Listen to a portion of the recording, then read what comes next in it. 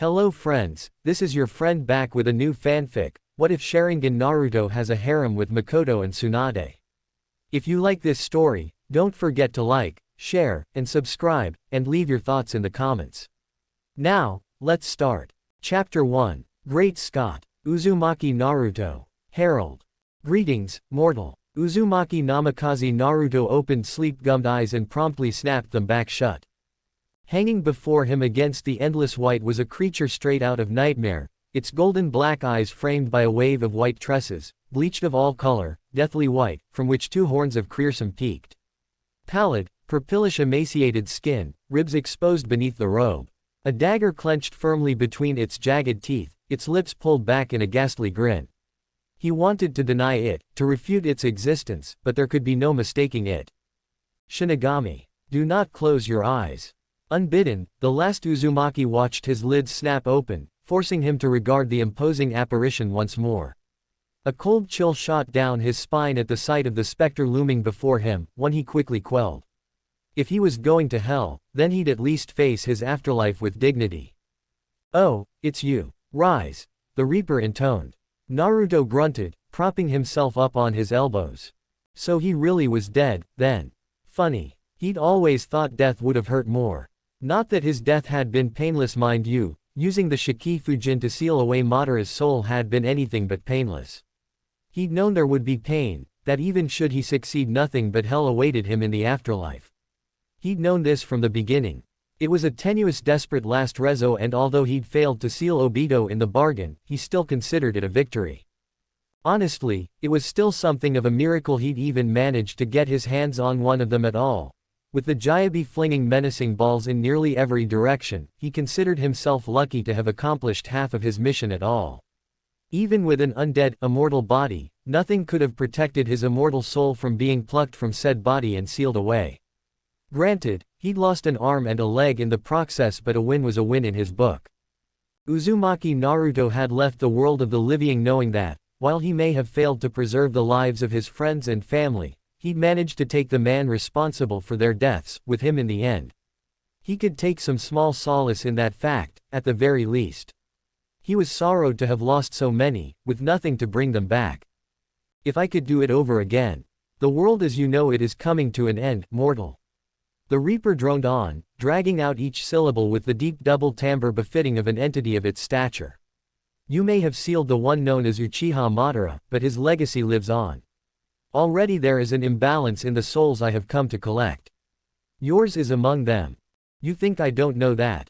Naruto allowed a single tear to slip from his eye, to plink back into the white, into oblivion. We failed. I failed. The war is over. We lost. Because they had failed. The shinobi alliance had been all but decimated. All but the Raikage were dead. Madara might be gone, but Obito had likely gained possession of the remaining Biju by now, his own included. His only regret was that he hadn't been able to try and drag Obito with him to hell. That man deserved to burn in the ninth circle for the crimes he'd committed in the name of his so-called peace. Not that there was anything more to be done about it. If I had another chance. Even with Kurama's power, he wouldn't have been able to stand up to 3 Uchiha at once by himself. His one regret was that despite his best efforts to make it otherwise, his final sight before death had been that of Uchiha Obito, the last sound that of his determined growl that the Moon's Eye plan would come to fruition no matter what he Naruto did, that he'd at most delayed peace by preventing the world from being cast under an infinite, endless genjutsu. And Konoha. Konoha was gone. What more did the Reaper want from him? Unacceptable. Oh. Naruto creaked open a broken iris, regarding the specter of death with blank indifference. What does it matter if it's acceptable or not? They won. We lost. There's nothing I can do to change it now, so just let me croak already. Besides, it's not like I've got anything left to live for. Kakashi-sensei, Sakura-chan, Ba-chan, Neji, Hinata, Shikamaru, they're all dead. I already know I won't be joining them. You might as well devour it now. My soul, that is. The Shinigami stared at him for a long moment, as though weighing its decision. If it was going to eat him, he just wanted it to be over with already. But the Shinigami did not devour him.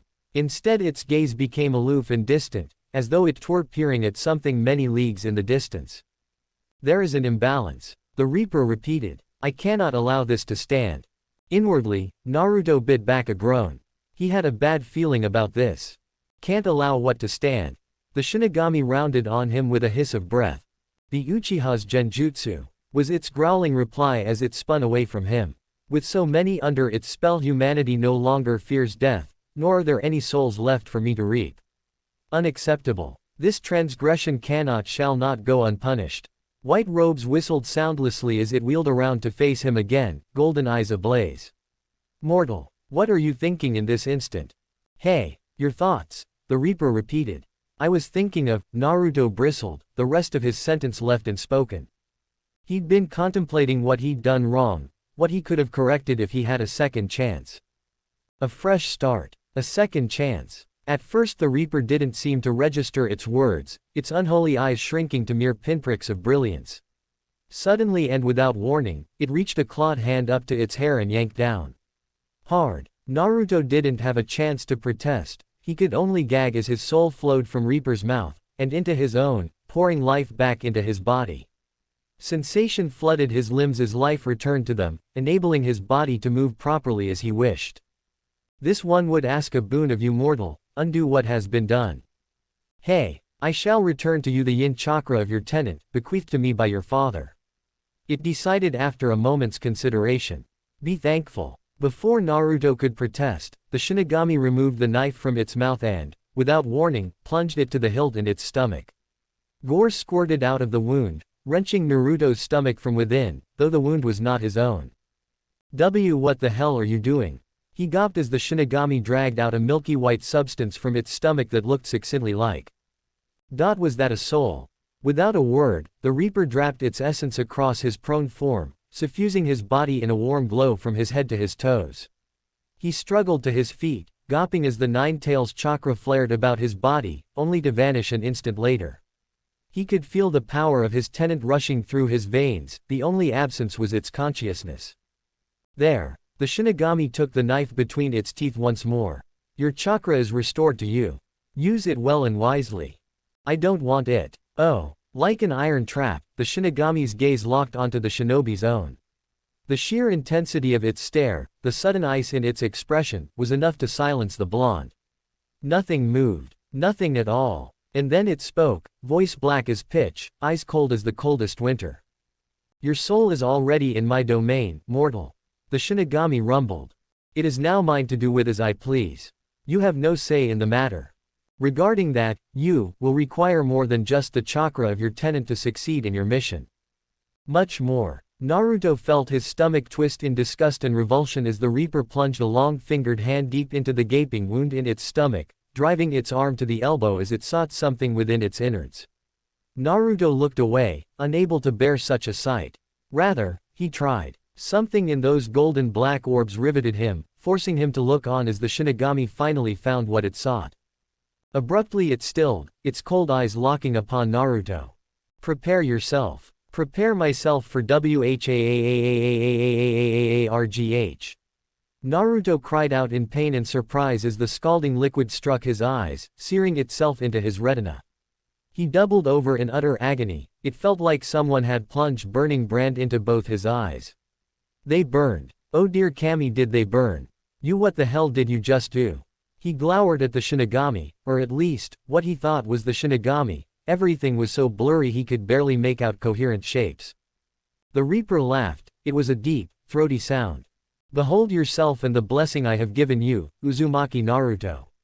It paused, contemplating. Or perhaps I should call you Uchiha Naruto. The Reaper beckoned, indicating the reflective surface that served as the ground at their feet.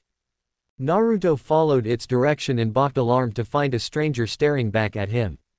His blue eyes were gone, darkened to almost charcoal, his hair having faded to black as well. His skin was a tad paler than he remembered it being, having lost most of the luster it had gained over the years. It was still his face, whiskers and all, but even as he looked on, those faded, diminished in the wake of this strange transformation. He scarcely recognized himself. His visage was still his own somehow, only not. Thankfully, the voice that emerged was still his own. If that had changed, he would have lost his mind. What have you done? The Shinigami offered a rictus of a grin. Consider it proof of my trust in you. I look like Aang Uchiha. That was my intent, the godlike entity replied. Your existence as Uzumaki Naruto will pose a hindrance to the task I have aimed you, thus, you are Uchiha. Oi, Naruto hissed out in a fierce whisper. Cut the crap. I don't give two shiits if you're the Reaper or not. Don't go changing people's faces without asking, ya know. I don't want this. And I sure acing hell don't want these damned eyes. Madara's eyes. Now change me back right now or. The Reaper met his ire with a flat stare and licked its lips. If you'd rather I consume your soul here and now, then by all means, I shall do so. Naruto blanched, his resolve wilting in the face of this threat. While it was true he'd accepted his demise, he wasn't all that eager to enter into the belly of the beast. If there was anything he could do to right the wrongs made by Madara and his twisted ideals, he should jump at the chance, right? But he was tired. Oh, so very tired. Tired of fighting. And if the Shinigami really was about to return him to the land of the living, it would be his one chance, his only chance, a chance to make things right. A chant from the land of the dead. You will act in my stead. The apparition continued on unheeded, but on one condition: you must undo the damage that has been done.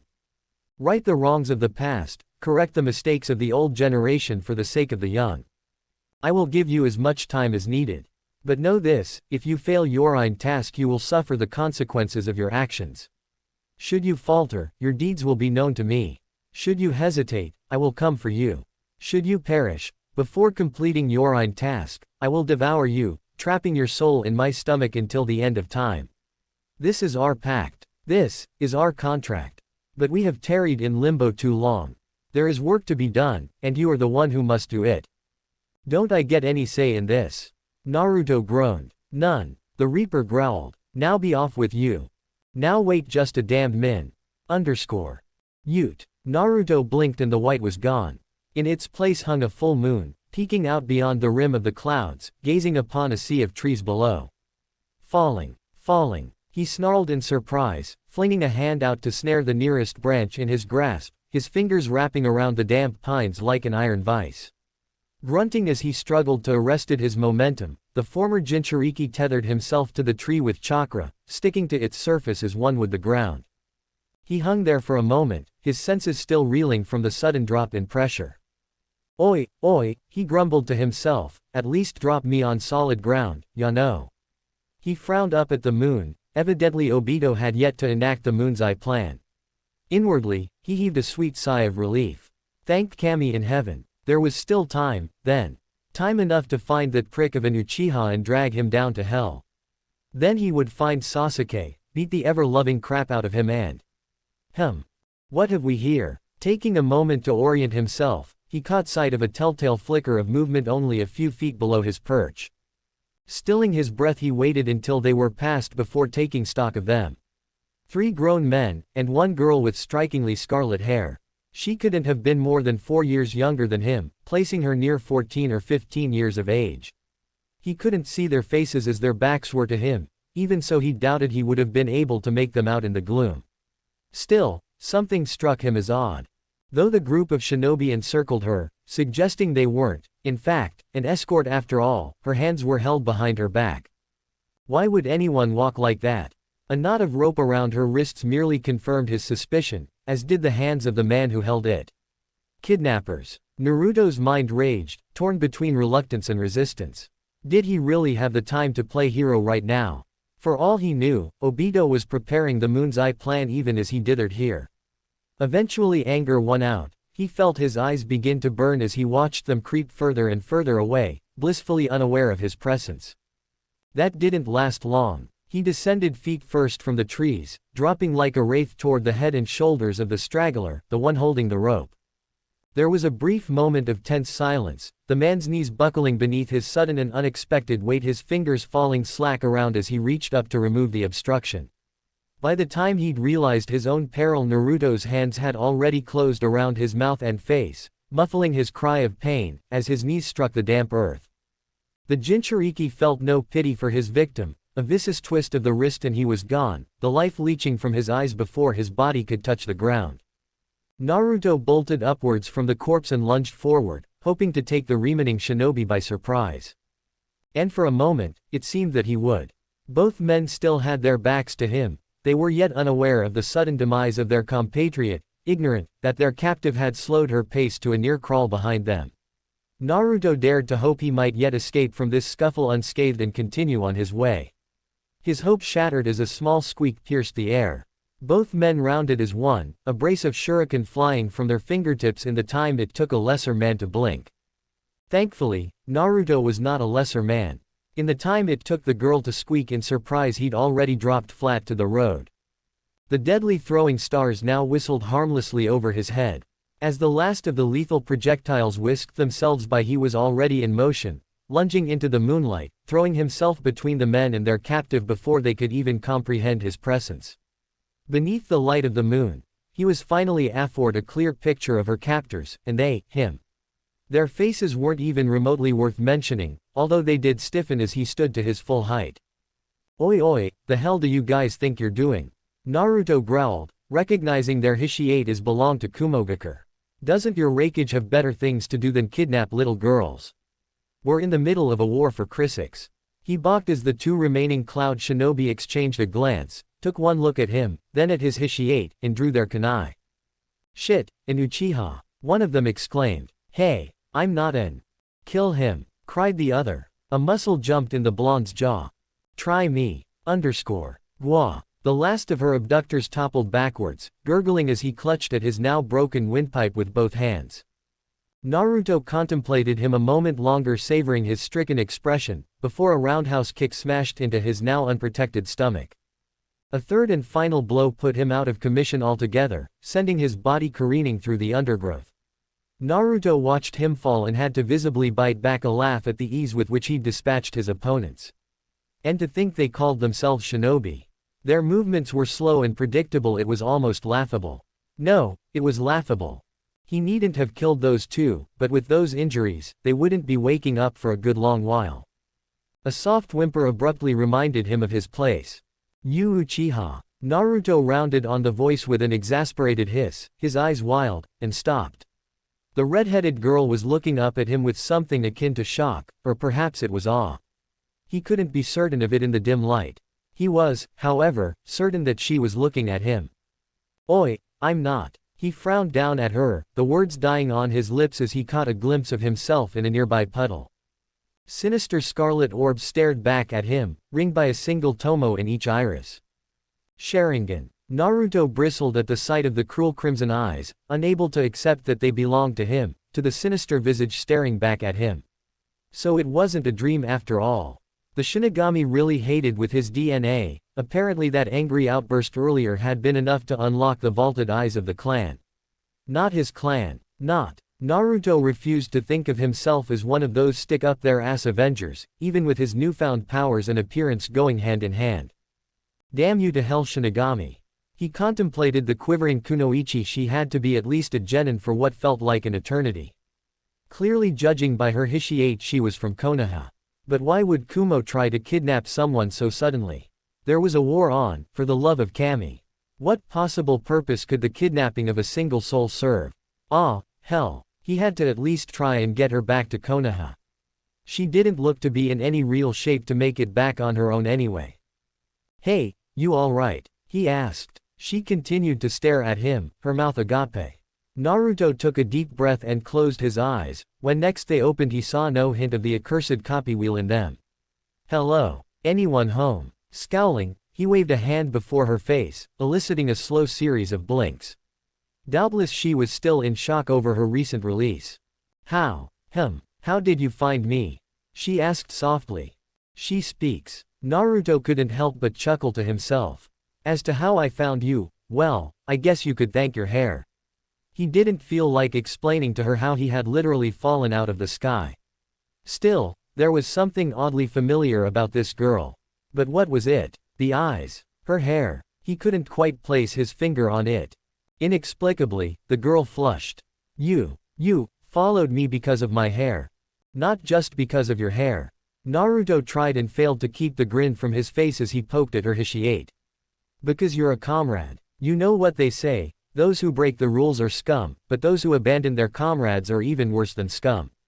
As he looked on, her cheeks continued to darken, as though heated by a furnace from within. Why was she blushing? Shrugging, Naruto stooped to untie her, slicing through the knot binding her wrists with a simple slice of a kunai. The girl mumbled her thanks and rubbed at her wrists, still refusing to look him in the eye. Strange. She refused to look at him even after he'd saved her. It hardly looked as though she'd be walking back to the village, either. Seeing no other way, he reached down and smoothly swept the genin off her feet as easily as a groom would his blushing bride. That got a reaction out of her. The kunoichi sputtered in surprise, her face flaring a shade brighter than even her silky scarlet hair. Hey, wait a minute, she cried, what are you doing? Isn't it obvious? Naruto couldn't believe her gall. Here he was trying to help her, and still she was being indignant. You can't walk, so I'm carrying you. The girl grew still at this, her large eyes growing larger still.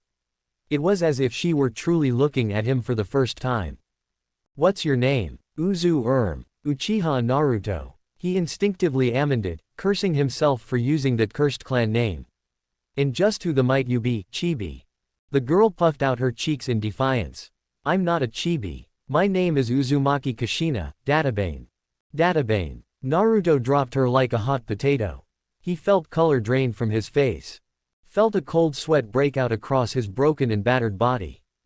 Before his mind shut down, he understood two things.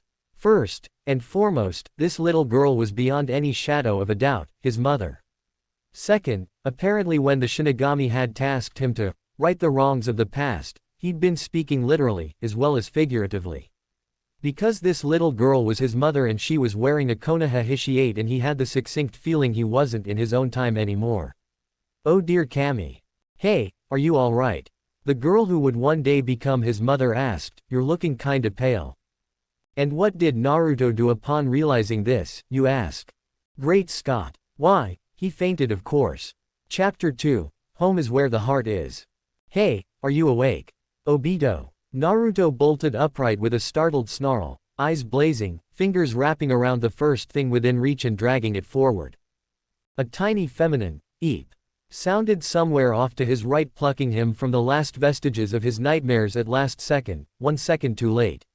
He found himself face to face with a young Uzumaki Kushina, her visage hanging perilously close to his own. Her cheeks were an incredibly bright shade of sweet scarlet, probably because she was sitting in his lap. Her nose was brushing against his, lips dangling mere centimeters away.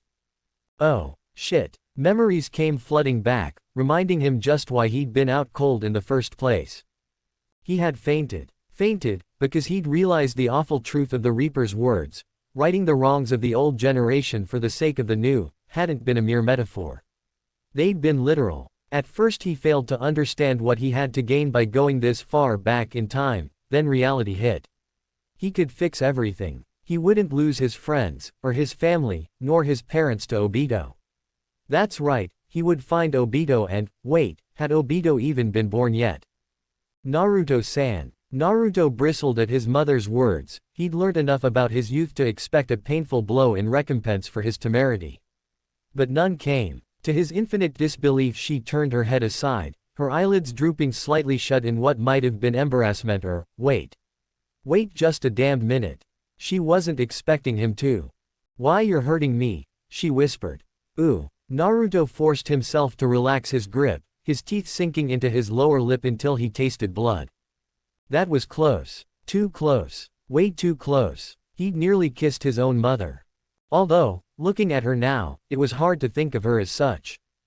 Difficult to reconcile this blushing vixen only just entering into adolescence with the woman he'd met inside his seal. Did she already have Kurama sealed inside her, he wondered. If so, did the old fox retain any memory of him?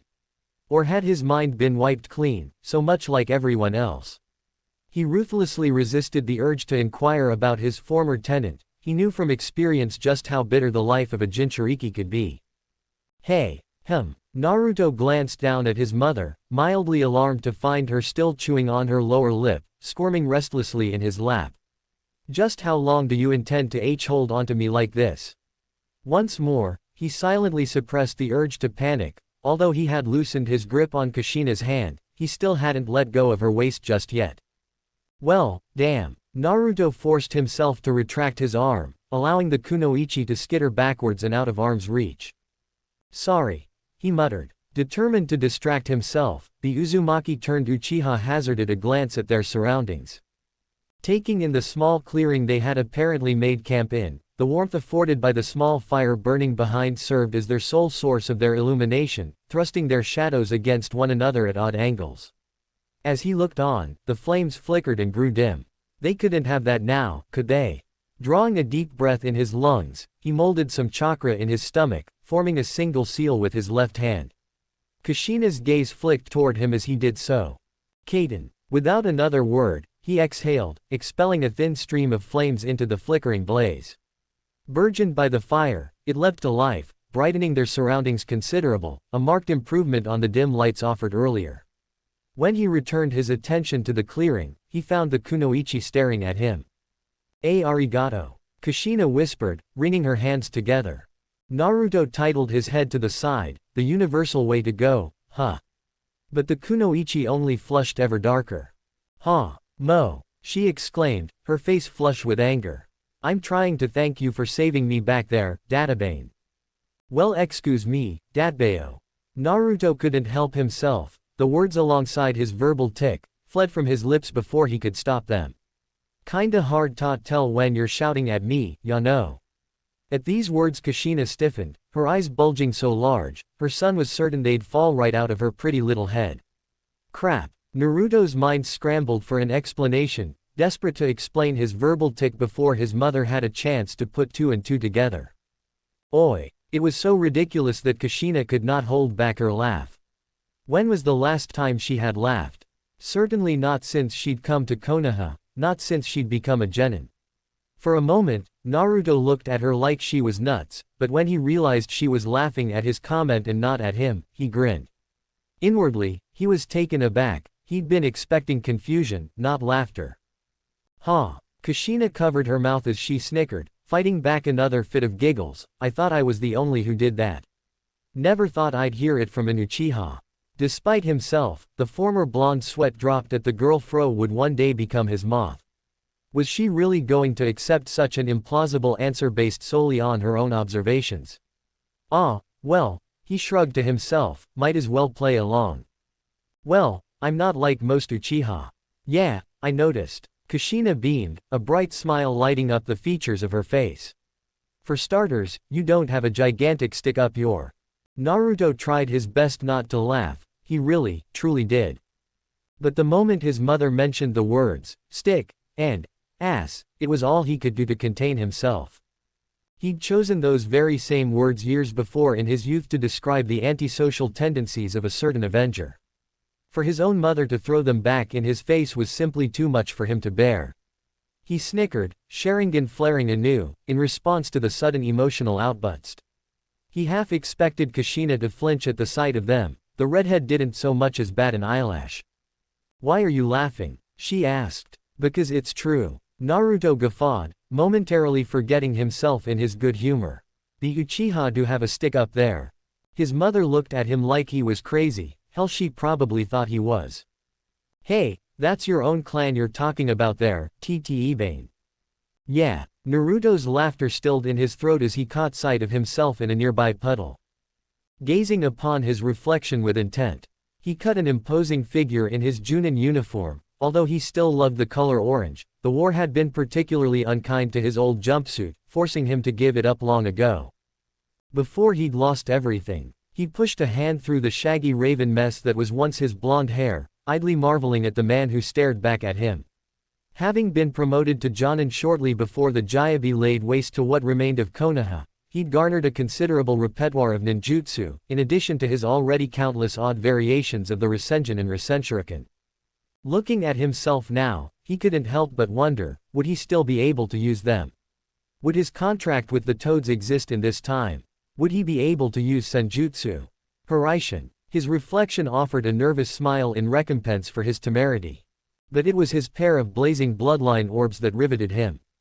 Instead of a single mark in the Sharingan, as he'd seen before, a pair of twin tomo circled angrily in each of his eyes, spinning with such speed they seemed little more than a black blur. He quelled them with an effort, but calming his troubled mind did not prove nearly so simple.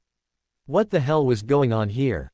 He was certain there'd been only one tomo the last time he had looked, now there were two. Granted, he knew precious little when it came to the vaulted eyes of the Uchiha clan. What he did know came from mostly second-hand knowledge, and Kakashi-sensei. For a Sharingan to simply gain another tomo without cause was unheard of. Then Naruto remembered to whom these eyes belonged, and suddenly, everything made sense. Madara's eyes were evolving on their own. They had to be. There could be no other explanation. A sudden thought chilled him to the bone. If they were indeed evolving of their own accord, would they become the dread Mangekyo Sharingan on their own? Once if he gained that, it was only a matter of time until he became blind. And, thanks to his situation, he lacked a sibling or parent to swap eyes with. Naruto-san. The former blonde blinked, jostled from his reverie by Kushina's concerned expression. Naruto, he replied. Just Naruto will do. His mother flushed. Then Naruto, may I ask you a question? Shoot. How old are you, if you don't mind me asking? Naruto nearly fell over. 17. He answered, yielding his true age without thinking. I'll be 18 in a couple of months. Assuming I don't get myself killed before then, he added to himself. My turn. He peered at her a moment, his eyes intent. You're, let me guess, 13. 15. Kushina shot back. My birthday was last week. Naruto managed a weak laugh. Happy belated birthday. Her anger seemed to abate a bit at that, her gaze softening as she looked upon him. What? It's just, Kushina fidgeted, you're one of the first to wish me a happy birthday since I came to Konoha. Huh. Naruto tilted his head aside, struggling to remember what little he did know about his mother. You've gotta be kidding me. No one's wished you a happy birthday. Kushina bobbed her head in acknowledgement to his words. It was all Naruto could do not to shout.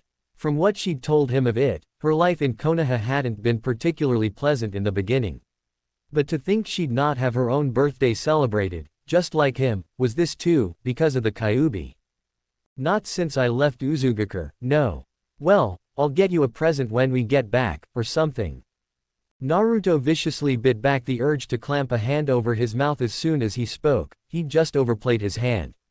In his desire to cheer his mother up, to banish her melancholy mood, he'd gone and risked making a fool of himself. Probably already had. Kushina stared at him with wide eyes, her expression torn somewhere between delight and disbelief. Eventually she seemed to settle upon the former, much to Naruto's eternal chagrin. You know what? She decided suddenly, I'm going to hold you to that. Especially since you're only the second Uchiha to be this nice to me. Who was the first? He wondered aloud. Mikoto-chan. Kushina brightened as soon as she uttered the name. She's my best friend. You'd probably like her. Mikoto. Something stirred in Naruto's memory at the mention of that name. He couldn't quite put his finger on it. Hadn't he heard that one somewhere before? Surely he had. Ah, well. If the name was that important then he'd remember it sooner or later. Say, Naruto-san. Yeah, can I ask you something else? What is this, 20 questions? Naruto laughed lightly, it was so damnably strange talking to a younger version of his mother. That didn't mean he wasn't enjoying himself, though. After the horrors he'd endured with the Fourth Shinobi War, it was a welcome relief just kick back and relax, even if only for a little while. At her crestfallen expression, however, he waved her on. Promise you won't laugh. I just single-handedly saved you from 3 enemy shinobi. The deadpan was barely concealed. I don't think I'm going to be laughing at you anytime soon. As I recall, you also dropped me. Kushina pointed out scathingly. You also fainted the minute I told you my name. Sorry for that. Naruto flushed in embarrassment. He silently swore he would never, ever faint again, no matter how embarrassed or surprised he might be. Anyway, you wanted to ask me something. Well yeah, Ibane. Kushina leaned backward on her haunches, looking anywhere but at him. But this is just out of curiosity. Naruto's sweat dropped. He didn't recall his mother ever being this evasive. Is there supposed to be a question in there? Alright. The genin shook her head, her cheek burnished a sweet shade of scarlet. I'm just going to come out and ask. Naruto steepled his fingers and laid his chin upon them, doing his best to keep the smile from his face as she struggled to formulate her inquiry, his own embarrassment forgotten. "Do you have a girlfriend?" On there it was again. This time, Naruto really did fall over. Of all the things to ask him, she asked that. Groaning, he dragged himself back onto the log, only to find Kushina eyeing him intently, her violet orbs piercing him where he stood. Damn it. Though she was easily 2 years his junior, he found he just couldn't bring himself to deny her when it came to questions such as these. He could have lied to her, vehemently denied it, but in the end, he chose the truth of a different sort. "And no," he admitted, the words burring in his throat. "I don't. Not anymore." Another half-truth. He'd led a brief and tenuous relationship with Sakura sometime after the war broke out. One that had begun shortly after Sasuke's death and ended far too quickly, cut brutally short by her death at the hands of Uchiha Obito only a month later. Yet another reason Naruto was looking forward to tracking down that Sonova bitch in this time and wringing the life out of his lungs. If that made him a murderer, then so be it.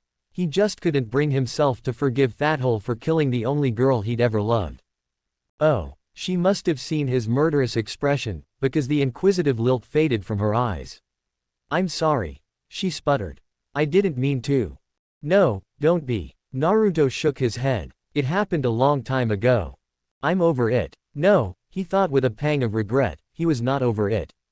Sakura's death still cut him like a knife at times. They could have had something special, something wonderful. That month, brief though it might have been, had been the best month of his life. They'd been each other's first. There had been talk of starting a life together, of raising a family, when their war was finally over. And then Obito gutted her like a pig. He would never forgive him for that. Never. Naruto was normally a peaceful person most of the time he was undertaking this, for that very reason, but for that man, he would make an exception.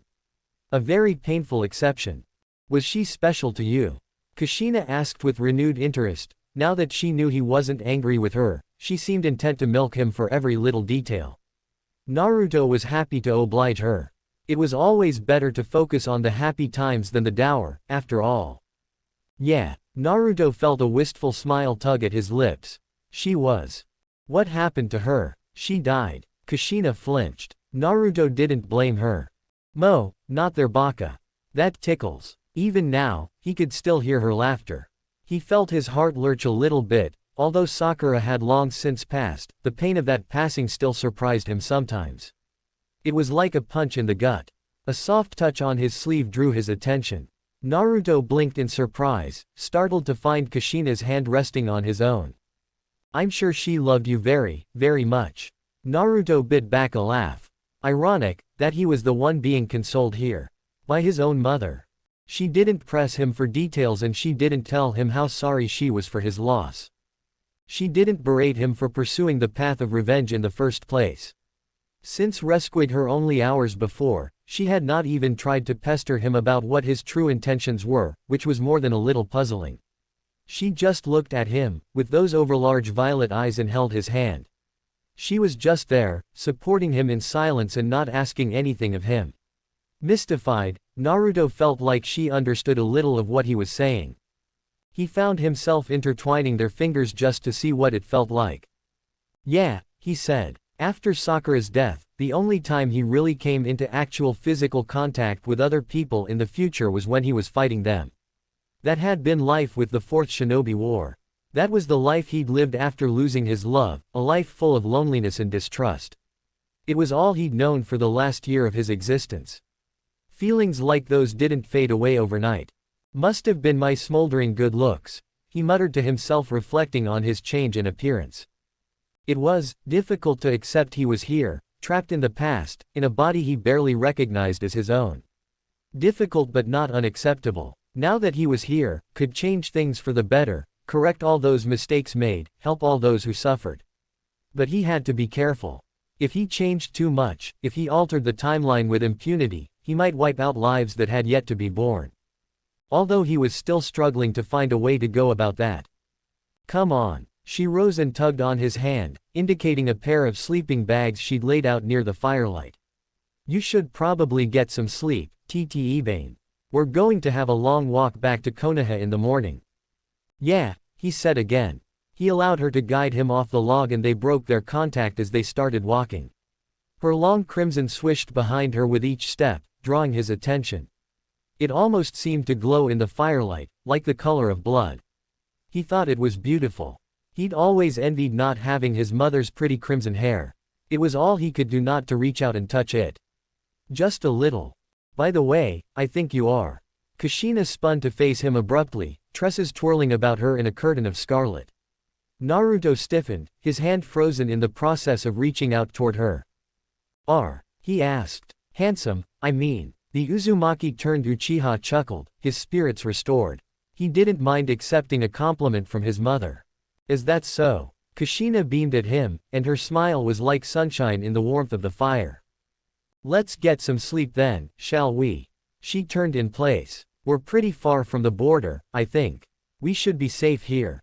Her gaze flicked toward the flames in an unspoken question. Naruto nodded, stepping past her, eyes narrow with intent. I'll put out the fire. Without even thinking he flicked through a simple set of seals, drawing chakra into his stomach. Not for the first time was he grateful for expanding his repertoire of jutsu. Sweeten, Miserapa. With a brief exhalation he doused the flames with water, soaking the roaring blaze to its core. Allowing his eyes to adjust to the blackness, found that Kushina had already begun to tuck herself into the nearest sleeping bag, the smallest of smiles dancing on her lips. What? Oh, nothing. He could have sworn he heard her whistle in the gloom. It's just, that makes 3 now. Wind, fire, and now water. Naruto allowed himself to arch an eyebrow, so Kushina had seen him use that wind jutsu during his earlier scuffle with her 2 captors. Just how chakra natures do you have? Well, I'm a very skilled shinobi. A flicker of motion in his peripherals brutally derailed his words and the train of thought, shattering his good mood like so much glass. Naruto frowned, his gaze shifting from Kushina, sliding across the clearing, tracking with the momvement. There, lingering just beyond the light of the fire. A shadow. But not just any shadow. Human, crouched low and toward the brush, obviously intent on remaining hidden. A shinobi. Shit. Naruto gave no outward sign that anything was wrong, he merely kept his gaze trained on Kushina, all the while eerily aware of their soon-to-be attacker closing in behind them. It was only when he caught sight of the telltale flash of a Kumogakure Hishiate that he permitted himself a soft snarl. Shit. Naruto. Kushina said his name, but she may as well have whispered to him for all the good it did. His mind was already working, trying to figure out where he'd gone wrong. Shit. He cursed himself for not realizing it sooner. Shinobi always operated in a 4-man cell. Always. He'd taken out 3 of them guarding Kushina, which meant the 4th had likely been on recon at the time. Well, if he thought he'd get him with his guard down, he would be sorely disappointed. Slowly, the man pulled what looked like a giant shuriken from his back, committing a few precious seconds to drawing the ungainly weapon. A slow smile plucked at the corners of Naruto's mouth. He'd been waiting for just that opportunity. Gotcha. In the time it took the man to position the weapon, the former genin had already closed the distance between them. A faint draw upon what remained of the Kyuubi's chakra was more than enough. A kunai slid down his sleeve and into his awaiting hand, thrust forward now into the stomach of the stunned shinobi. Are there any more of you?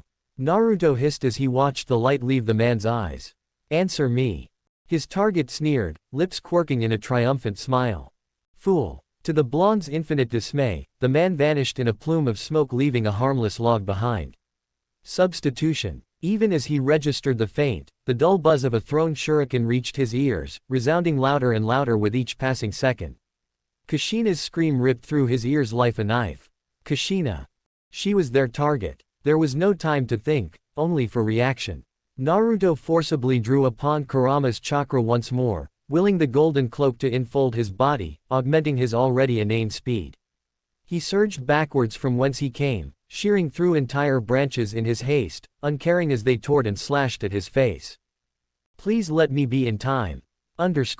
Try as she might, Uzumaki Kushina couldn't bring herself to understand what just happened. 1 minute she'd been chatting amicably with Naruto. She found she quite liked the Uchiha. He was smooth and easygoing, a good talker, nothing like the rest of his clan. He'd single-handedly saved her from being taken to Kumo, where death or torture or worse awaited her. That alone spoke volumes for his character. She still couldn't see why he'd fainted after she told him her name, but even that had become a fleeting thought once he'd opened up to her. And she maybe, kinda, sorta, found him, somewhat attractive. The next thing she knew, her savior narrowed his eyes in consternation, spat a foul oath beneath his breath and darted into the black of the woods. At first, Kushina had thought she'd upset him. Then she heard it, the distinctive whump of a substitution technique. Her blood turned to ice in her veins. An attack, but they were supposed to be safe here. The droning buzz of a massive shuriken filled her ears, shattering that misconception. Kushina yelped and staggered backwards, sparing herself a swift end. A warm ribbon of pain slashed across her shoulder as the deadly missile whirled past, leaving her stunned and shaken. Someone was screaming at her, but she couldn't hear them, her ears still ringing from her close call. Kushina. Naruto's voice rang out from behind her flank, the fear and desperation in his words piercing her deafness, rooting her in place, down. Kushina had only the time to blink as a golden blur cut across her V-zone, knocked her to the ground in an instant and hurling itself atop her. And not a moment too soon. The Uzumaki turned Uchiha grunted in surprise as something sharp slashed through his jumpsuit and bit into his lower back. The unfamiliar edge of a massive shuriken burrowing into his flesh, nearly causing his arms to buckle, threatening to throw him forward and onto her altogether. A thin line of blood leaked between his lips, spattering onto Kushina's cheek. She gawped at him, violet eyes wide, mouth frozen in an open oval. The words hitched in her throat, refusing to come no matter how much she might want them to. "Why?" she whispered. Naruto opened his mouth to speak, all that emerged was blood. "Bakayuru," he hissed through clenched teeth, "you act like cough I needed a reason to save ya." His lips quirked in a pained smile. "After all, the same as me.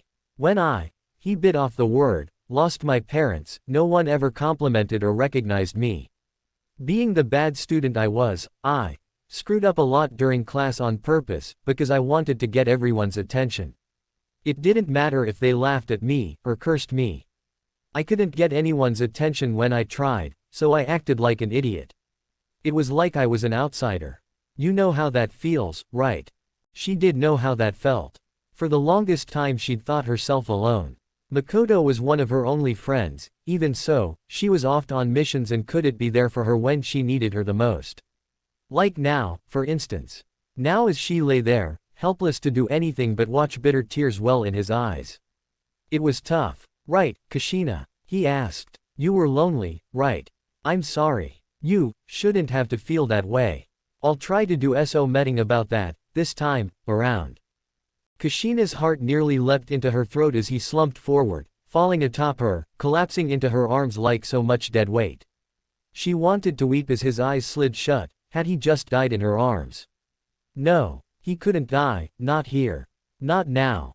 No. Kushina gasped in surprise as her eyes snapped scarlet and slitted, a soundless sob exploding from the back of her throat. She knew Kyuubi was taking advantage of her emotionally unbalanced state, using this chink in her armor, to take control. Even so, she couldn't bring herself to stop him. Couldn't, as her hair stood on end, the crimson cloak creeping across her body, sheathing her like a second skin. Hate. She couldn't think of anything else. She hated fate, loathed it, despised it for giving her someone special, someone she could talk to, and then just as swiftly wrenching them away in the blink of an eye. No. A red haze draped itself over Kushina's vision, blinding her to all else. She felt the boiling chakra roil around her, twitching in anticipation of slaughter to be had. There, out of the corner of her eye, she saw him. The one who'd killed Naruto. Murderer. She snarled at him and he gawped back at her, his mouth forming an open oval of outright disbelief. He took a small, staggering step backward. That was all he managed before she pounced, shrieking like a banshee. Chains of chakra, her one true talon, burst from her back, coiling forward even as she descended upon the Kumo Nin, a specter of death and destruction. Somehow, the man managed to draw his sword before she fell upon him, shrieking and spitting and slashing. It would do him little good. She felt cold steel bite into her cheek, but once before her chains seized upon it and ripped it from his grasp, leaving him open to for her fingers now claws to rip through his white vest and into his stomach. Monster. The man rasped. Shut the up. She screamed, baring her fangs in a sibilant snarl. "I'll kill you, Tte-bane." Her chakra chains hit him squarely in the chest and slammed him back into a tree. He didn't scream, didn't cry out, but his mouth formed a tight grimace, and his eyes looked up at her, pleading. Mercy, they seemed to say, please don't kill me. Kushina wasn't feeling merciful. Her chains thrust deeper, driving through flesh and bone, pinning him to the bark of the tree, skewering his body. She held him under the arms, and looked into those eyes and watched the life drain out of them. Memories of loneliness flooded her and she felt the rage rise. Alone. She was alone again. The one person who had saved her, the only individual who'd shown her that smile, was no longer with her. He was gone, and it was this one's fault. Something inside Kushina twisted at the realization. She raised a clawed hand, intent on carving up the Kumo nin's corpse. She would slaughter him, tear him to pieces. She'd. Oi! A hand closed around her wrist, heedless of the scalding chakra searing into their skin. Kushina rounded on them ready to cut down her attacker. Instead she jerked back as if she'd been burned. Naruto. She found the Uchiha looming over her, peering down at her with intent, Sharingan blazing into her crimson orbs. Scarlet met scarlet and the latter yielded. Relief flooded her like a wave, obliterating the rage before it had any chance to mount any sort of counterattack. Bereft of a means to control her any longer, Kyuubi's chakra dissipated, evaporating around her like so much steam. He's dead, the Uchiha rumbled. No need to carve up his corpse. Kushina's eyes widened. She had not been expecting this at all. But I thought I was dead. Naruto arched an eyebrow. The corners of his mouth lifted, quirking into a wry grin. Sorry, but I won't die that easily. He was alive, but his wound, she'd thought. Baka, she sobbed, her fists curling feebly against his chest. Baka baka baka, I thought you died. Thought you were dead. NNRGH. Naruto doubled over in her embrace with a groan, touching a hand to his back. His hand came away covered with blood. You're hurt. Just a flesh wound. He chuckled, waving her concerns aside. Don't worry, I'll heal. What'd mean you'll? Shish. He hushed her. Let me have a look at you. Naruto was painfully aware of what he'd done. In saving Kushina a second time, he'd unknowingly mirrored the actions of Iruka-sensei. But it was the truth. His mother was the Jinchuriki of the Kyuubi before him, she had already suffered torment before it was sealed inside her. He felt a touch of guilt, at feigning his death back there, but he'd had no choice. That shuriken had been coated with poison, it had taken time and a sizable portion of Kurama's chakra to purge it from his system. But now he knew for certain. He need no longer ask Kushina Uzumaki if she was currently the container of the Nine Tails. Now he knew. You saw that, huh? She seemed almost sheepish. I did. Naruto could already feel his back wound closing, evidently he'd retained his tenant's regenerative properties. His hand, however, proved to be another matter. He'd grabbed onto Kushina whilst she was wrapped up in Kurama's chakra, that one wouldn't be healing anytime soon. But that was neither here nor there. He'd expunged the poison from his system, he had to make certain Kushina, been able to do the same. Slowly, so as not to startle before. Hold still. He placed a hand to her cheek, another to her shoulder, his palms radiating green light. You've been poisoned. I need to draw out the venom. Sakura had, at his insistence, taught him some of her medical ninjutsu. He absolutely sucked at it most of the time, and it drained his chakra like no tomorrow, but he at least knew enough to safely neutralize foreign toxins. She squirmed once she saw the ravaged state of his hand but complied all the same. Do you hate me? She whispered as he tended her wounds. Her words were soft, forlorn. He would hate her, just like everyone else did. Everyone except Mikoto, and even she didn't know the truth. What's this all of a sudden? You saw it. Kushina pantomimed a gesture at her stomach, unable to quell the hopelessness starting to swell inside of her. What I have, inside me. I'm a monster, hey. She cried out in surprise as the Uchiha seized her by the shoulders and shook her roughly.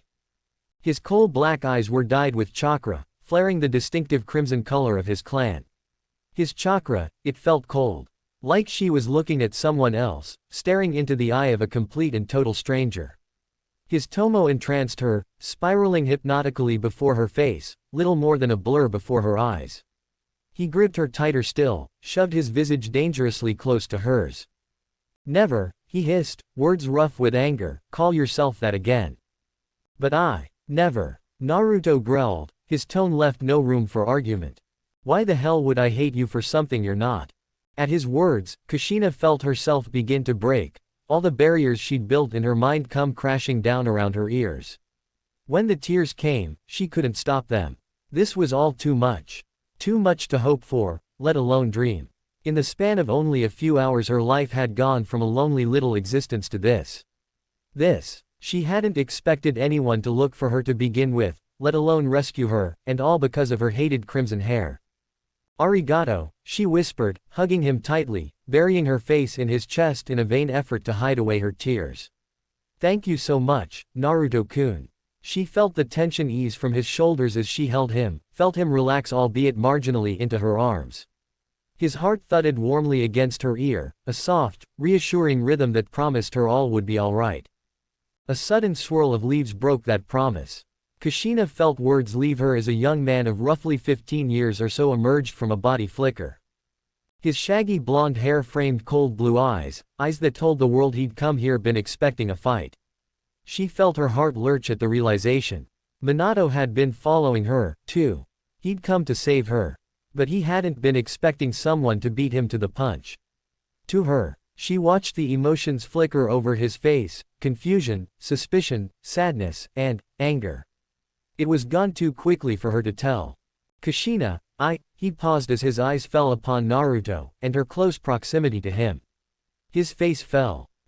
It seems I'm interrupting something. I can always come back later if you'd like. Minato. She sputtered in surprise, scrambling to her feet. When did you? Naruto scrubbed his hand against bloodshot eyes, silently fighting the urge to simply pass out. Because this had to be a dream. It must have been a dream. He had to forcefully slow his hammering heart. Both his mother and father were standing before him, arguing. It took everything he had not to embrace them on the spot. He chose to maintain his silence as the pair conversed, Kushina explaining all that happened between Naruto's arrival and Minato's. When she finished, I don't think we've met. His father smiled wanly, extending a hand. I'm Minato. Naruto. He clasped the youth's hand and shook, not trusting himself to give away his true surname, not at the moment. Uchiha Naruto. Uchiha. Minato's head tilted to the side slightly. I thought you looked familiar. Familiar. You must be mistaken. Naruto put on his best poker face. I've never seen you before in my life. No, I'm sure I've seen you somewhere before. Minato argued. Look, I don't know what you're talking about. Naruto emphasized with a shake of the head. Minato, will you stop arguing with him, Tte-bane? Kushina snapped at the both of them. Naruto-kun saved my life. So stop pestering him. Both boys bristled but for entirely different reasons. Though they each knew better than to risk the wrath of raging redhead, Minato seemed more hurt by it than anything else. Naruto simply sighed in disbelief. He was amazed with his own ability to keep a mostly straight face upon seeing his mother and father. If he hadn't met them previously in his mindscape, he probably would have been acting like total fanboy right at the moment. Thankfully he had grown up in leaps and bounds during the course of the war, and knew how to keep a straight face when he really needed to. It was perhaps a bit easier to deal with than it would have been otherwise considering he was currently older than his future father and mother. Of course, his screwed-up DNA probably kept them from recognizing the similarity, too. Shall we move on? He indicated the horizon, the sun was just now beginning to rise. It looks like we won't be getting much sleep after all. The next afternoon, as they reached the gates Naruto nearly facepalmed from frustration. The return trip had been fairly uneventful, therein lay the problem. He'd felt his father's eyes boring into his back for most of the way, and while the two of them remained pleasant with one another, he couldn't help but wonder if he'd done something to irk him. Kushina, on the other hand, practically glowed. She'd kept him occupied the entire length of their travels and such, proving a welcome distraction and conversation. It was almost like having a little sister. While he knew rescuing Kushina had been the right decision, he still wondered if he should have waited for his father or someone else to swoop in and save the day. He'd acted recklessly and without thinking, and possibly already altered events beyond his control. But no, his true frustration stemmed from the keen look both guards were giving him at the gate. Clearly they recognized Minato and Kushina, but Naruto, not so much. And well within good reason. He'd been so wrapped up in his plans to change the future that he'd failed to recognize a fatal flaw in the present. Naruto did not exist in Konoha. To make matters worse, he was still wearing his old Hishiate. If someone were to stop him and ask who he was, if someone did not recognize him, he was toast. Already, Kushina must have seen him squirm somehow, because he felt her gaze fall upon him. I didn't exactly have time to ask for permission when I went after you. He whispered, lying through his teeth and scrubbing at the back of his head with a hand. It was kind of a rush job. The kunoichi's cheeks promptly swelled a scintillating shade of scarlet. She stiffened her posture and flicked her eyes toward Naruto. She blinked. Ahahaha. If you keep saying things like that, I'm going to fall for you. Did you say something? Nothing. Kushina spluttered. Nothing at all. You there. The Anbu inclined its head curtly before him. Lord Hokage wishes to speak with you regarding your retrieval of Uzumaki Kushina. Also, Mikoto-sama wishes me to inform you, she awaits your arrival at the earliest convenience. You are to come with us. Without another word, they turned and encircled him. Kushina searched for her rescuer's eyes, but they stared fixedly at the ground before them, like cold, sharp onyx. She felt her chest twist uncomfortably at the sight. Whatever the Anbu had said must have badly rattled Mikoto-sama. Naruto's first instinct was to decry the words, to deny that he was an Uchiha. His second was to ask just who this Mikoto person was and what she wanted with him. His third and final decision was to take a deep breath and clear his mind. Compose himself. And above all, remain calm. Hopefully his presence in the past hadn't changed too much already. And there you have it. Naruto finally sets foot in the village. However, the question remains, will he receive a warm welcome from the Uchiha? Or a cold one? To be honest, originally, I wanted to go a different route with this, to have everyone in the village remember Naruto as an Uchiha, someone whom we know he is not. Then I realized that just wouldn't do at all. Naruto wants to be seen as himself, not someone he isn't. Pairing is still up in the air, but Mikoto is most likely going to be involved, although I will gladly take any other recommendations that are offered. Kushina's falling for him, but the question does remain, will Naruto ever reciprocate her feelings? I'm leaning toward yes, in time. I may even include Tsunade, seeing as how the age gap has shrunk to almost nothing now. So, in the immortal words of Atlas, review, would you kindly? And enjoy the preview. It's a long albeit disjointed one. Consider it proof I fully intend to continue this story. Preview. Well, hello there handsome. Naruto opened his eyes and turned in the direction where the voice had come from, only to come face to face with possibly the most gorgeous girl he'd ever seen. He found himself peering into the coal-black eyes of another Uchiha, a lithe beauty with long, lustrous black hair and a body that, despite being clad in Konohagakure fatigues, would have made even Tsunade Ba-chan green with envy. She smiled warmly and she strode to meet him, claiming the seat opposite him on the bar without so much as an invitation. There was a cool, aloof air about her, as though she existed solely to strike fear into the heart of others. He could appreciate that in a woman. Have we met? Naruto failed to bite back that inquiry before it could leave his lips. While he didn't know her, from her gaze, it was obvious the woman knew him. No, we haven't, the kunoichi replied. But I'm sure Kushina's told you all about me. I'm Mikoto. Pity. She shrugged her shoulders. Father won't like that. But thanks, for whatever it's worth. Naruto almost barked out a laugh before he realized the repercussions of his actions. Instead of Minato saving his mother this time around, he'd been the one to do it. His actions weren't helping his case any. He had to calm down and think things through rationally from here on out. The slightest action could have untold repercussions in the future. Mikoto. A male voice exclaimed. What are you doing?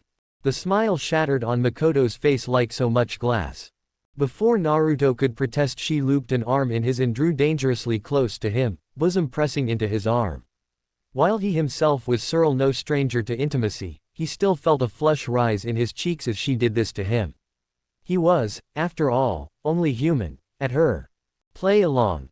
she hissed in his ear, mere moments before a stern-looking man appeared via Shuzan. What is the meaning of this, Mikoto? He demanded. What does it look like I'm doing, Fugaku? She smiled, scooting closer to Naruto. I thought I'd introduce myself to our long-lost clansman. Naruto nearly dropped his chopsticks, he knew that name.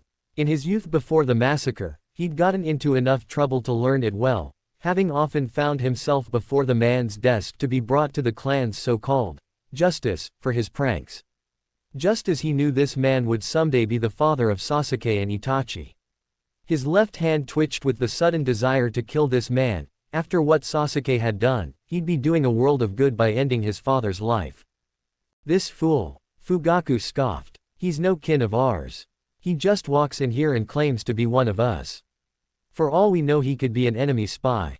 Snick. He blinked in surprise as a thin red line opened across his cheek. Naruto retraced his hand, having been the one to throw the kinif with deadly accuracy. Care to run that by me again? Kami, I am so sick of him. Mikoto groaned the moment he was out of earshot. All he does is prattle on like an idiot. He isn't he? Naruto muttered into his drink. Mikoto shook her head, raven tresses swaying from side to side. That's not it. I'm the representative of the whole clan. If the clan is in a bad position, I must protect it. I'm an only child and my father isn't getting any younger. So the job of looking after the clan must be left to me. My father is the supervisor of that job, so that's probably why he pays so much attention to me. But with conversations between us alone. Today, when Otu-san spoke with me, he spoke of you, and what you did for Kushina. You were bold, reckless, not a thing like Fugaku, not even in the slightest, and because of that. I think he's a bit jealous of you, frankly. Naruto groaned. Well, isn't that just lovely? Kaden. Fugaku snarled. Gukaku no jutsu. Naruto balked as the stream of fire gushed toward him. Unbidden the memory was there, hand signs and all. Naruto reeled as a wealth of information flooded his mind. It was as if every jutsu Madara had ever seen, ever mastered, was now his own. And he knew just which one to use. Steeling himself, he drew in a deep breath, kneading the chakra in his stomach, giving it shape and form. If one wanted to extinguish a flame, they need only give rise to an even more powerful inferno, by which they might overwhelm and extinguish it. Fugaku must have sensed the sudden movement of chakra, because his eyes bulged. That's Kaden. Naruto spat. Goka Mekyaku. Great fire annihilation. He exhaled mightily, expelling all the chakra he'd been stoking in his lungs.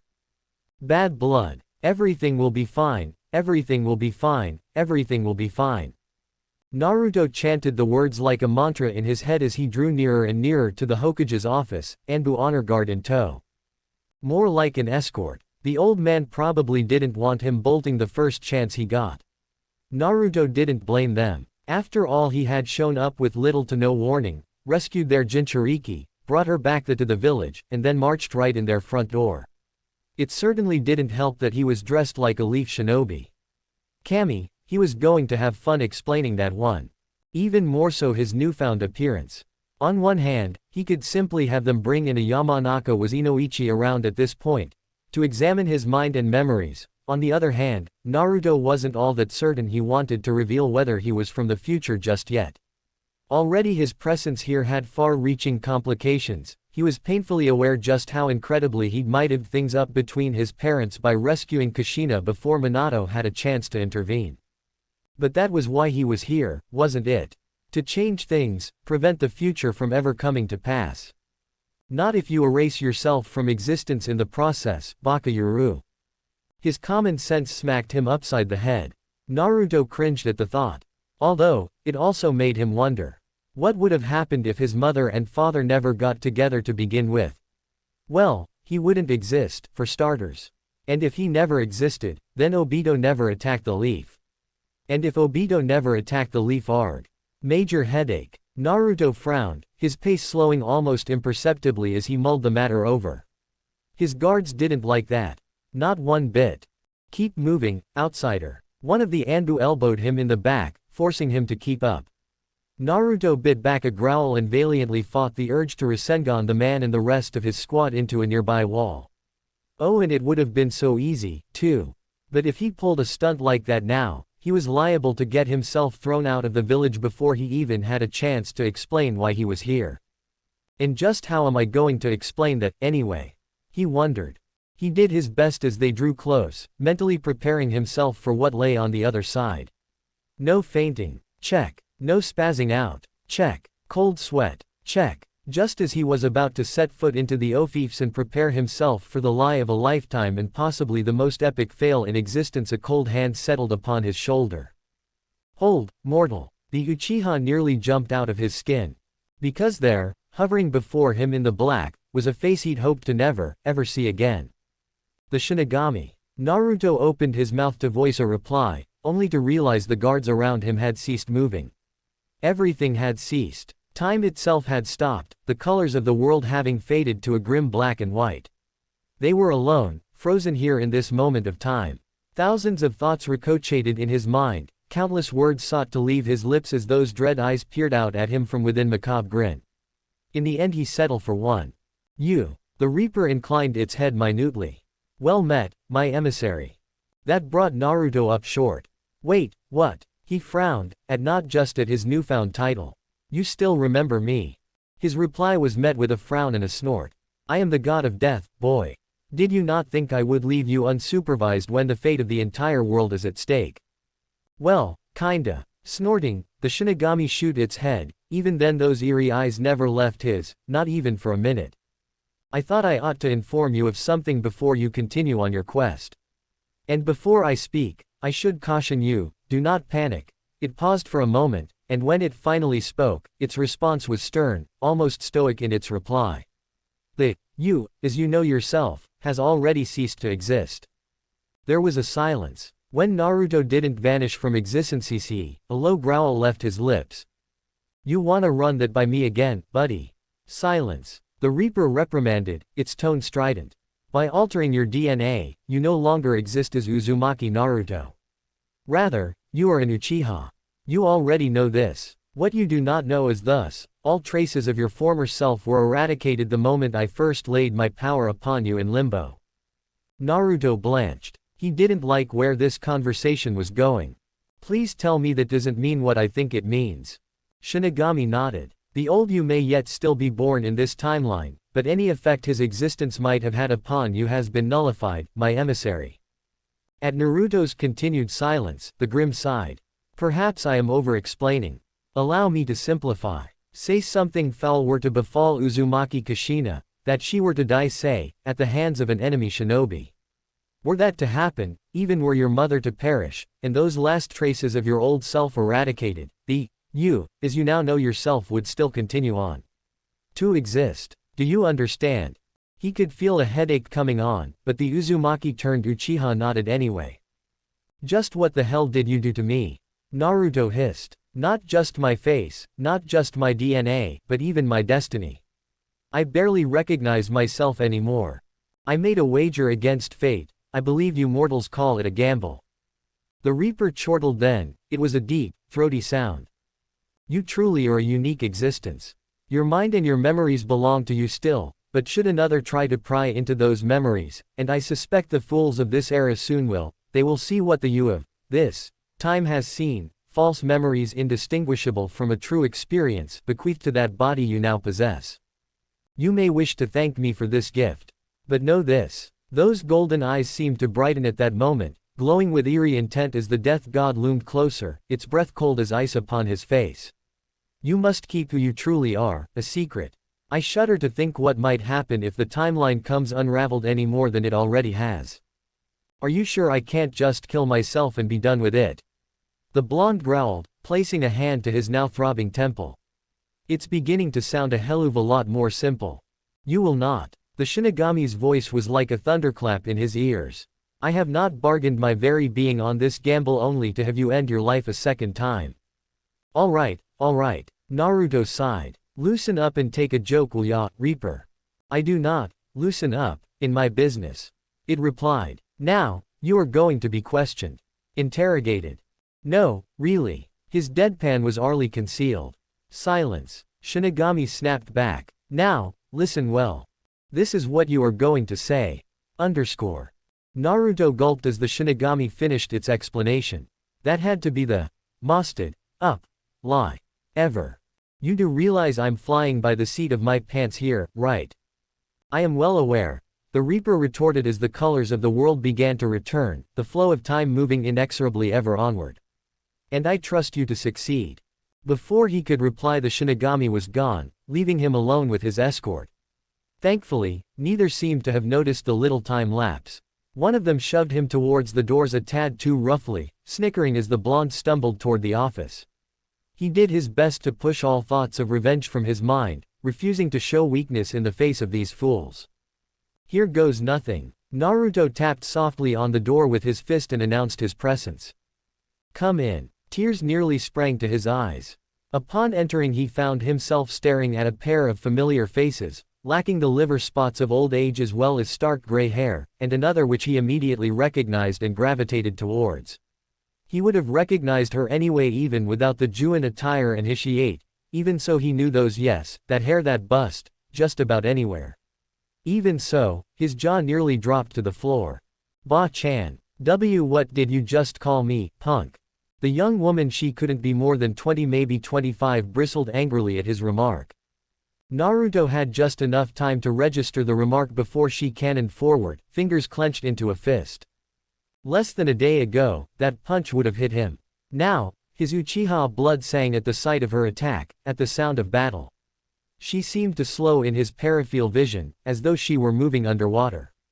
He wasn't quite sure when he moved or how, for that matter, only that he did, drifting forwards even as the door shattered to timbers behind his back. Cammy, but she was so slow. Or was he simply faster now? Oi. Whatever the case, she proved no match for him.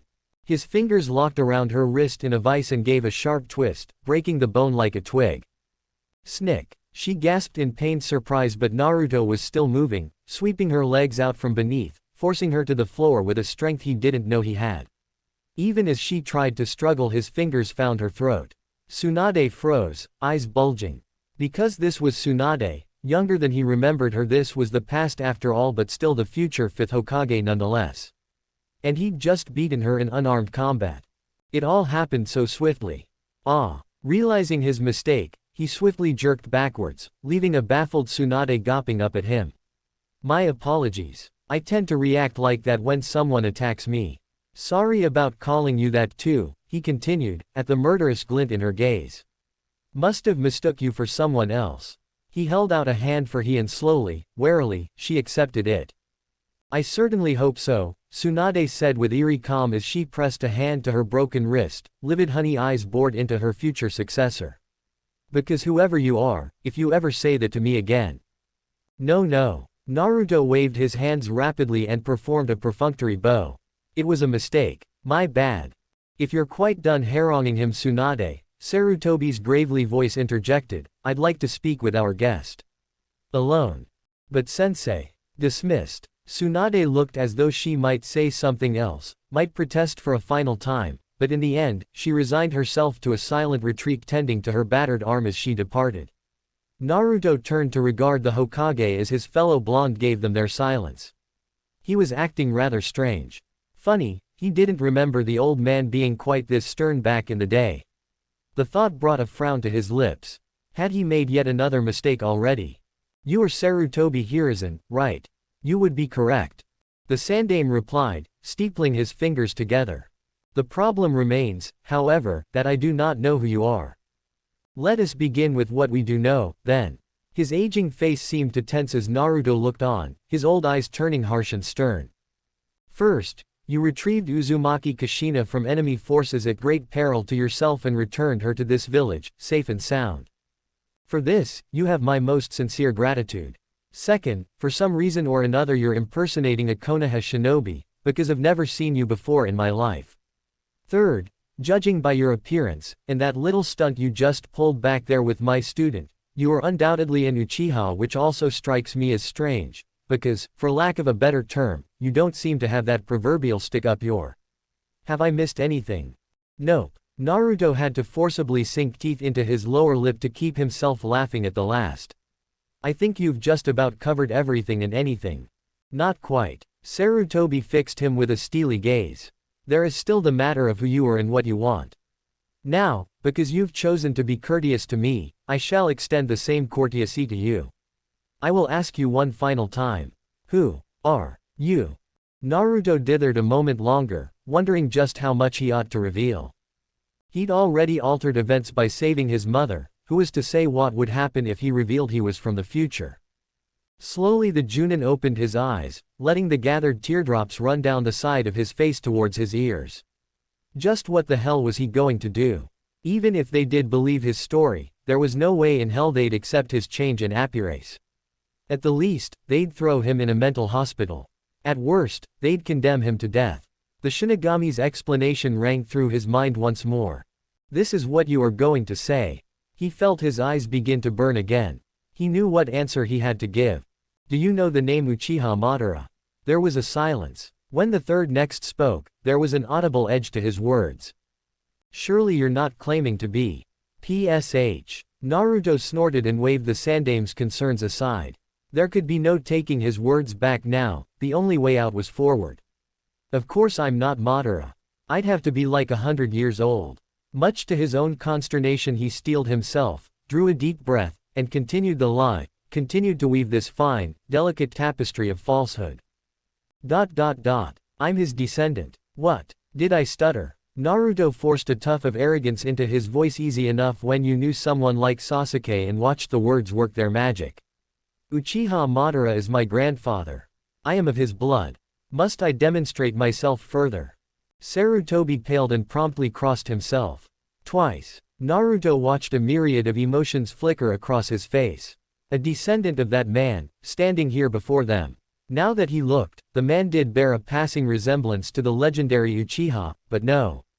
That couldn't be possible. Madara didn't have any descendants unless he'd fathered a child before being slain by Hashirama in the Valley of End. And if he had, if such a child had grown and produced yet another child. He slammed the lid shut on that train of thought before it could consume him. I'm afraid I'll need more proof than your word.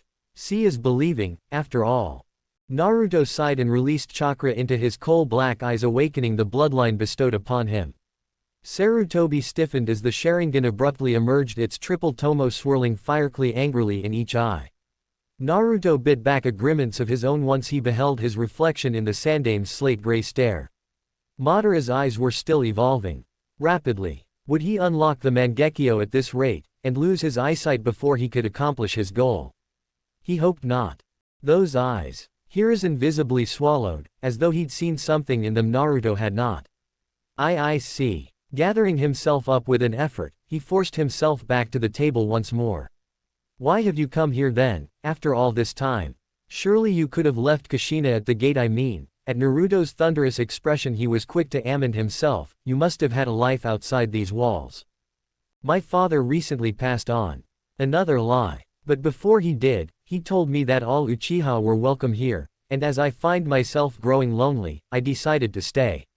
Is that a problem? Not at all. Sarutobi seemed to welcome this change of topic with open arms. If you wish to come into the hidden leaf, that can be arranged. But on to other matters. Where did you get the headband? He asked. This. Naruto pretended to consider the Hishiate for a moment. It was passed down to me. A trophy of sorts. I'll have to have someone validate that. A small smile etched across his visage, like a crack scrawling across stone. But if you're telling the truth, I'd be more than willing to welcome you into our village. He rose out of his chair and pulled up a seat. You may wish to make yourself comfortable then, stranger. You may be here quite a while. My name is Naruto. At last he thought to himself, some truth. Naruto, then. Sarutobi confirmed. I'll have someone come by to collect you shortly. As you wish. Naruto replied slowly, choosing his words with the utmost of care. Send a Yamanaka to pick my brain. I have nothing to hide. Hours later. Some hours later, Naruto chewed on his bottom lip as he wandered through the streets of Konoha. It had been a long time since he had been able to walk through the village like this, especially since it had first been destroyed back when he was 16. They had done a very good job rebuilding it, but it just hadn't been the same. Especially once it was destroyed the second time. Another thing that had slightly unnerved him at first was seeing so many Uchiha. He hadn't gotten around to figuring out how he would prevent the massacre yet, but it would still be years before that would happen, at the very least. On the other hand, that made it of utmost importance that he try to convince the Hokage to get the Uchiha to merge with the village more than they currently were, lest they risked alienating themselves even further in the future. And then there was the matter of Tobi and Uchiha Madara, not to mention, ouch. Naruto touched a hand to his head and fought to keep from cringing. His head was still throbbing, a side effect of having his memories so thoroughly inspected. As the Shinigami had said, that which was seen were not the memories of Uzumaki Naruto, but Uchiha Naruto. Who would have thought the god of death could do such a thing? Not him. It still riled him to be seen as an Uchiha, when at least on the inside he remained an Uzumaki. By Kami this was going to take some getting used to. Humming as he walked along, he got the occasional glance from villagers, some of whom would give him a small nod of acknowledgement and maybe a smile before continuing on their business. Others, many of them Uchiha, scowled at him, likely due to their inherent suspicion of Uchiha Madara. Now that he'd claimed to be the man's descendant, it was only natural that suspicion be abound. Yet another big difference: previously he was either completely ignored or treated like a celebrity, especially after Pain's attack. This right now was a happy, if not nice, medium. I guess I could get used to this. He rubbed at an itch on his arm, not used to having them sheathed in long sleeves like they currently were. The Hokage had gotten him a small apartment to use and a few sets of standard Jonin clothing, along with a few sleeveless vests and the standard Jonin jacket.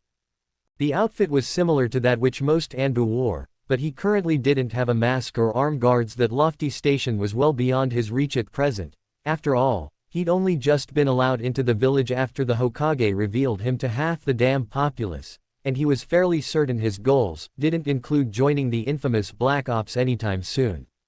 As for now, he'd be more than happy with a warm meal of ramen. The scent of it caught his nose, causing his head to snap back around. He spun about, seeking its source. There, standing in all its early glory, Ichiraku ramen.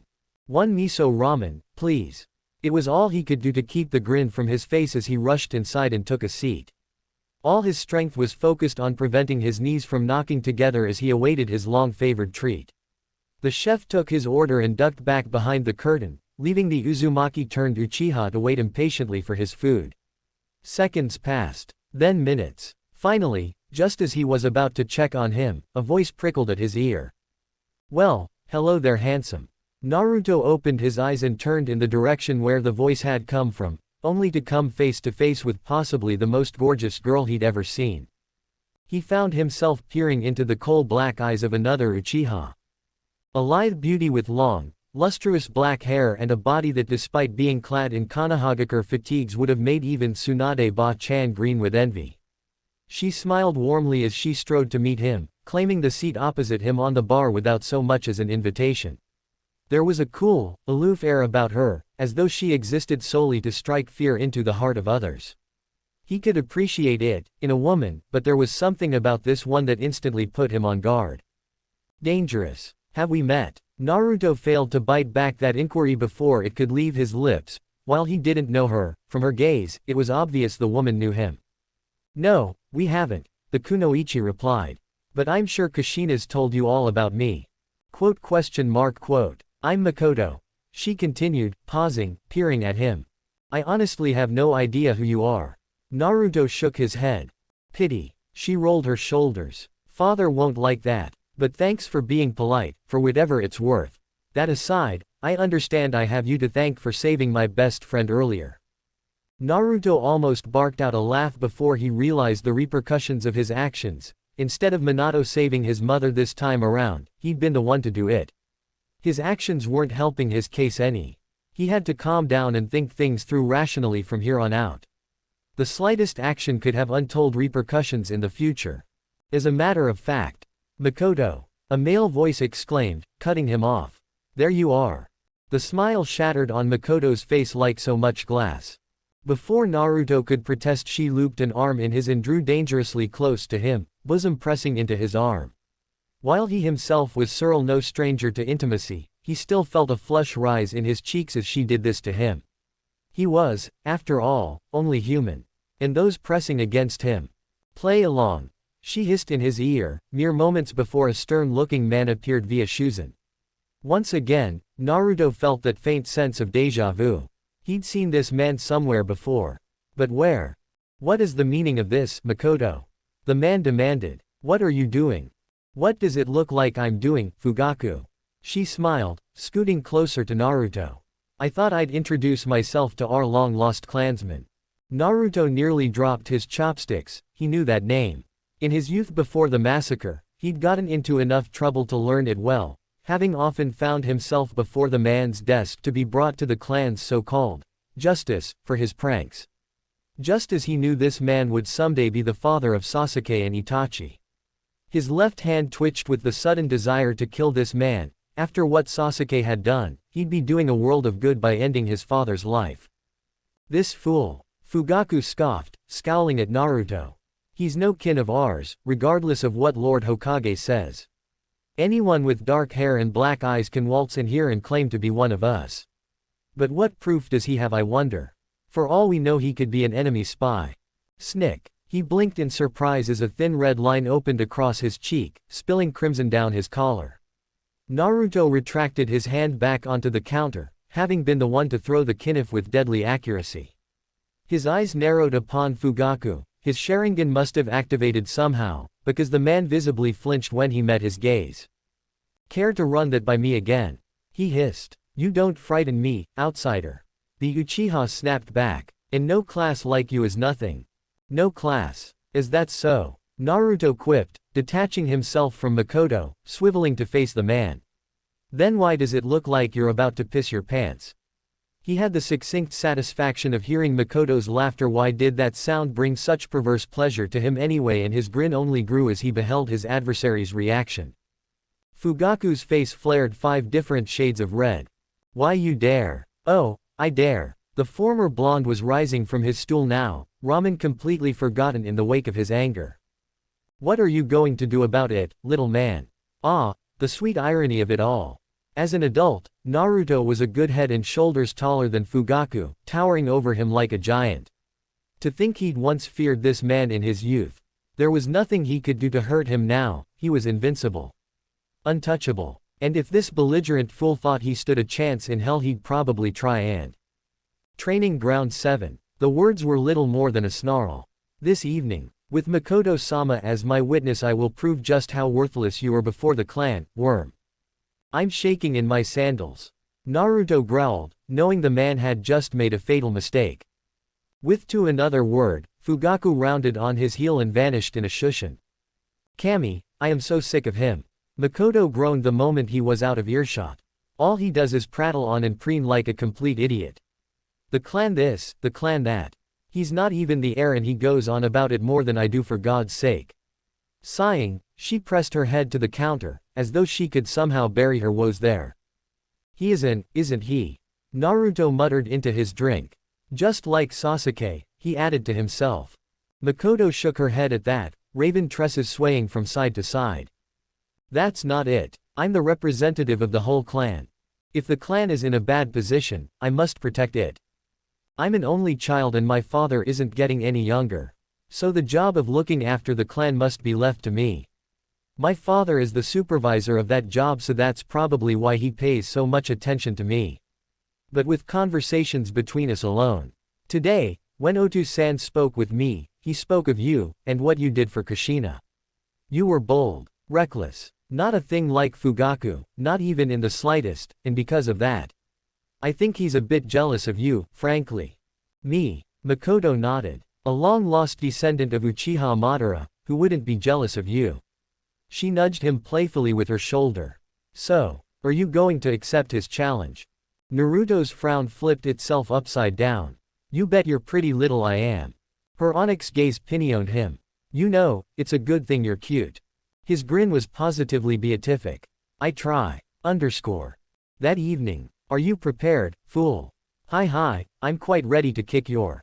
Fugaku's expression turned murderous. You worm. Naruto stifled a yawn as his so-called rival spewed yet another vitriolic retort. This was getting old. When were they going to start? The sun was just beginning to settle in for the vening, casting their grounds in 7 shades of flame. An unbidden breeze blew through his tattered black locks, stirring the dead leaves at his feet and wiping them up into a frenzy. He watched them blow away, fluttering across the horizon until even his newfound eyes could no longer track them. Reluctantly, he allowed his sight to track across the remainder of the clearing. Fugaku had been good on his word.